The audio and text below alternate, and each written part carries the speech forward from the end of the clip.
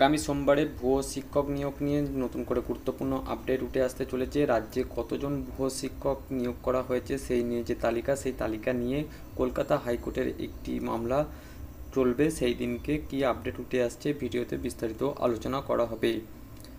কলকাতা হাইকোর্টে যে রাজ্যের ভুয়ো শিক্ষক নিয়োগ কত হয়েছে এবং রাজ্যের কাছ থেকে তার তালিকা চেয়েছে হাইকোর্ট। সোমবার দিন সেই সংক্রান্ত রিপোর্ট জমা দেওয়ার নির্দেশ দেওয়া হয়েছে কলকাতা হাইকোর্টে।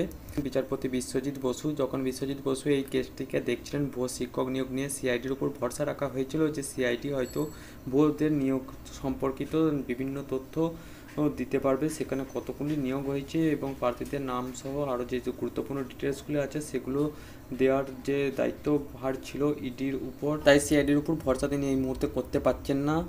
তবে রাজ্যের ভুয়ো শিক্ষক নিয়োগ মামলায় শুনানিতে মঙ্গলবার বিচারপতির কড়া ভর্ৎসনার মুখে পড়তে হয়েছিল সিআইডিকে। সিআইডি রিপোর্ট দেখে রীতিমতো ক্ষুব্ধ হয়েছিলেন বিচারপতি বিশ্বজিৎ বসু। দেখে মনে হচ্ছে কোনো হেড ক্লার্ক বা বড়বাবু বসে চিঠি লিখেছেন, তদন্তের রিপোর্ট দেখে এমনটা মন্তব্য করা হয়েছে। বেআইনি কাজের পরেও কেন কিছু করা হলো না সেই সমস্ত শিক্ষকদের, সেটি নিয়ে কিন্তু তদন্তকারী অফিসারকে প্রশ্ন করেন বিচারপতি।